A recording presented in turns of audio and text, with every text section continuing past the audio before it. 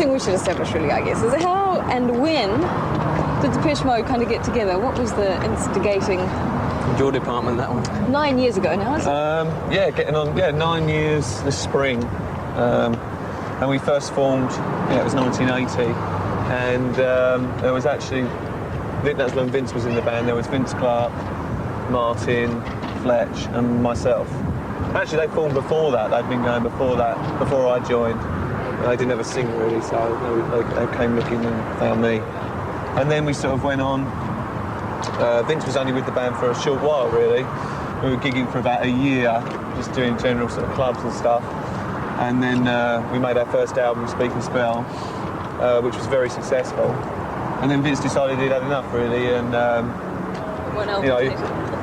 he just got fed up with the whole thing, sort of interviews and stuff and touring and everything. He just really enjoyed being in the studio, wanted to spend some time in the studio, and he didn't have the time to do that because we were busy sort of doing a lot of promotion. So he decided to opt out, and that's when Alan came along. Right. The main thing that really happened was that it allowed Martin to come forward as a songwriter.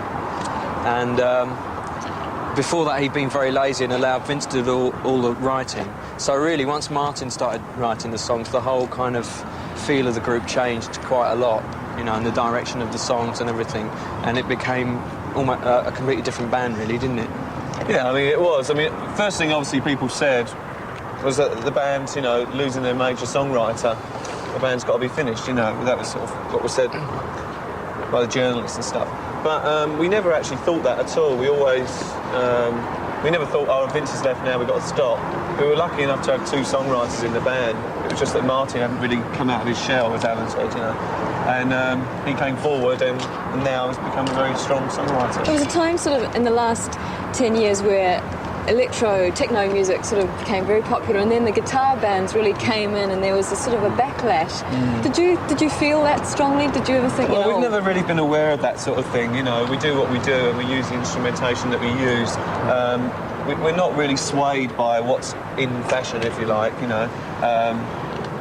We just, you know, that's what we do, you know. That's what we do. That's what we do. I mean, you can't cater for trend, otherwise, you know, you end up going around in circles. We would have been finished a long while ago if we tried to sort of jump on bandwagons and just, like, you know, play the kind of music that was fashionable at that time. You know, Depeche Mode have got a very unique sound, and it's something we're very proud of, you know. What's the appeal of the sort of the technology and the equipment? You know, is that sort of part of it? You know, playing with the toys, timeless. sort of thing. It's timeless. No, the main thing about it is that it just allows you more possibilities, and the choice for sound can enable you to sort of pinpoint more accurately the kind of atmosphere you're trying to create with the song. And so to us, you know, it's a whole exploration thing, a lot of trial and error involved, and it can be quite fun, you know, looking for new sounds, sampling, you know, sampling can be good fun. And these are the sort of places that we're walking around in now where we might go to look for sounds, building sites, things like that. We often spend time before an album or at the beginning of an album when we're first sort of getting our sounds together, going around these sort of places looking for sounds, you know. And there's things all around you that you can use. I mean, you don't have a particular idea. You might not say, well, look, let's go and smash this bottle against this wall. It's going to make a great sound for this song. You just build up a big library of sounds, and then when you're in the studio and you're looking for a certain type of sound to fit an atmosphere, you look through your library sort of thing and play the sounds, and then you find something, you think, great, that's going to work in this part of the song, you know.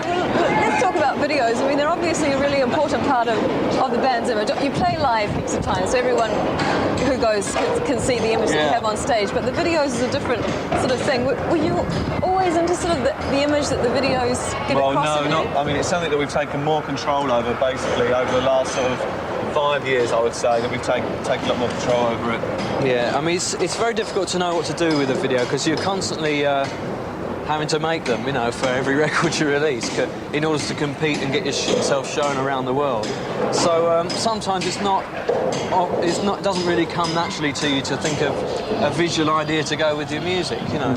So what we really try and do is just try and work with people that we admire, people that we think are very good in their area. People like Corbijn, you know, we work with a lot. And then Anton Corbijn. let them think about it, and we'll contribute to those ideas as well. And hopefully between us come up with something that's interesting, a bit different, and has some kind of depth to it, and isn't just like some superficial kind of advert. It's kind of like when you come to the end of making a record, you know, you spend months in the studio perfecting this piece of music, and then it's a bit of a chore. You're drained of all your energy, and it's like a real chore, really, to then be told by the record company that now you've got to make a video for this. You know, it's like you feel that you've completed your work, and now you've got to move. Suddenly, you know, people, rock stars, pop stars, whatever you want to call them, have suddenly got to become actors as well. You know, in some cases, and most rock stars, pop stars aren't good actors. You know, and so we try to do things in a different way and make things a bit more. What we have done in the past in the videos have been a lot more surreal. And especially with Anton, you know, things. I mean, there was a bit of acting going on there, but it was supposed to be quite tongue-in-cheek, you know, and not serious acting. You know, there's too many of these videos that they're far too blatant and far too. It's obviously people put in a situation they don't want to be in, and sometimes it looks incredibly uncomfortable, and it's something that we just don't do anymore. We won't do. So, did you say to someone like Anton, "Hey, we've got some songs. We'd like you to help us with a video for this song, come up with something." Yeah. So the black and white sort of thing that was used a lot in his videos was his thing? Well, that's Anton. Yeah. I mean, he prefers to work in black and white, whether he's taking photographs or making films. And with us, we liked that idea anyway. We felt there was a good medium to work in anyway, so... They worked really well. I just wondered if the sort of somberness of it was all to do with him, or whether it was. You know, a lot of people said that. You know, I don't think his. We wasn't aware of that. I don't think his films are somber anyway. No. Maybe the music is at times. It all is.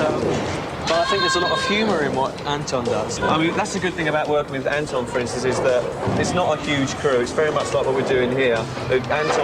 Anton's basically filming you, and there's a sound guy, and that's it, and the producer, and that's it. And so you can just get in the car and you go anywhere, and you look for scenes and places where you feel it'll work, and you just get out and film, and that's how filmmaking should be. Your motion picture debut. How did this all come about? It's a live performance, isn't it? Well, the idea really is that it actually contrasts a lot of what we've done on video with Anton, for example, in that it's a very realistic, straightforward documentary type film. Although I think, you know, Penny Baker's not keen on the word documentary, but, you know, most people will call it that, I think. But the idea really was that we had this tour in front of us of 9 months length, you know, and we thought we had to document it somehow. So the obvious thing to do is to do a live record and a film, so that's what we did. On the other hand, we didn't want to resort to all the cliches of that type of film. So we really had to find the right person to make it, which is where Penny Baker came in, you know. I think in the end you get... people will get more of an insight into what we're like as individual characters, you know, as opposed to this kind of overall image of a group that you normally get. So from that point of view, it might change people's ideas a bit about who we are as people. It's very real and it's very natural. It's what Alan said earlier about being the total opposite, really, of the film that we made, Strange, which we made with Anton Corbijn. You know, in 101, we're seen as we are, as real people, and we're very honest about everything. And we try everything in the film, we're trying to be as honest about everything. The money that's involved, the production that's involved, we don't hide anything. You know, there's like, and that's how we wanted it to be. Too many of these films they're staged and they're set and that's it. It's the band on stage, very nice, but that's it. You know. If anyone's able to make that film, it's Penny Baker, because he pioneered the art of the rock documentary. And also, the other idea that we had was to try and sort of relate what we're doing to the 80s, and also the people that come and see us, how they, you know, relate to the 80s and why it is they like our music and all that. So, again, he's kind of the perfect person to do that, because he could have a totally outside perspective, having been involved in a lot of the major people in the pop business in the 60s, you know, to then come and make a film in the 80s about it. He could very much, you know, see it in the right perspective, and he had no preconceptions about how to make a film like this now, and also about who we were now, you know. So a lot of advantages in using him, I think. I want to know if the difference in perception between the British public's view of you and the American public's view is to do with like a prophet not being welcome in his own home, or whether it's just something to do with a problem with the fans in Britain. Or well, no, I mean, there isn't a problem with the fans in Britain. We have a very hardcore following and always have had. One of the main problems, I think, is the fact that we've sustained success in Britain for nearly 10 years now. And that's a long while to be successful in one country. You know, that's where we began. And so there's a lot more focus on us always. And it's a smaller country, and nothing gets hidden. And in the early days, we made a lot of mistakes, not musically, but just in the things that we would do and the way we portrayed ourselves. It wasn't really us. We were pushing too hard and too keen to sort of get on and be successful, and not really thinking about how we were coming across, you know, in doing these things, interviews, tons of interviews, TVs. We've done anything that came along. And I think we've had a chance to realise that mistake, and in Europe and the rest of the world, America and everything, we've been able to put ourselves across the way we want to, you know, from day one, because we've... And really, the press haven't really forgiven us, you know, in Britain for that, you know. So they're starting to now. I think we're becoming, the press are becoming a lot more friendly to us. In saying that, we haven't had that much bad press, you know. It's just not been that favourable. Why do you think the pop label has stuck to Depeche Mode in Britain as musical, perhaps not anywhere else? Well, you know, pop's always been a dirty word. That's the problem, you know. We don't feel it is a dirty word, you know. So you don't mind? We don't mind that. No, not as a pop band. I mean, in America you get called a rock band more because you just grouped in as it's in some ways it's more favourable for you to be grouped in than be called a rock band in America. You know, a lot more doors are open for you if you like. You know. But I think Martin writes very much in a pop style, you know. He restricts his songs nearly always to 3 or 4 minutes length, and they always consist of verse, chorus, middle, eight, and, you know, intro and end, you know. So, as I say, right, and a lot of the music he listens to is very much 60s pop music, along with other things he likes, you know. And he writes in a traditional way on an acoustic guitar, so there's always going to be that very melodic pop side to what we do. What do you think of the idea that, you know, the American club scene is saying that you guys were influential in the start of, you know, Chicago House and all this sort of stuff? Were you conscious or aware that Oh, no, we weren't aware at all, but we find it very flattering.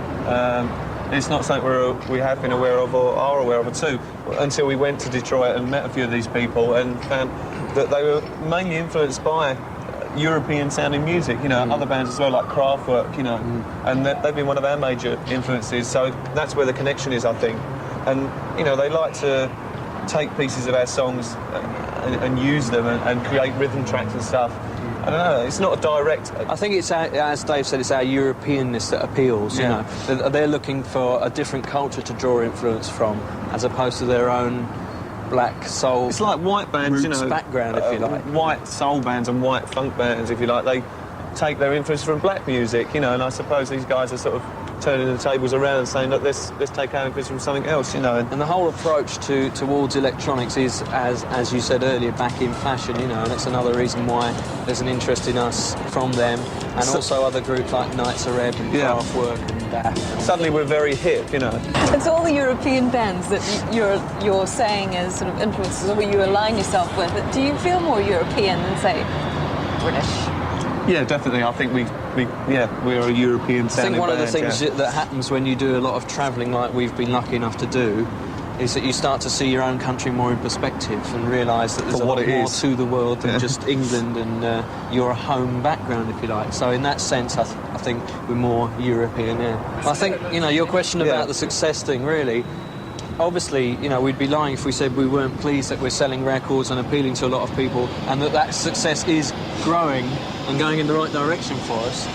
But I think ultimately, you know, what you're really looking for is some kind of personal satisfaction out of what you're doing, and hopefully... I think more so as you go on, to be honest. I think, you know, that what I would like is that it's just to think that we're making music that has some kind of depth, some kind of intelligence, something to say to people, for those that want to find it. And hopefully will be looked back upon in years in the future, you know, by people as something of importance, and something that had, you know, some music that had some relevance.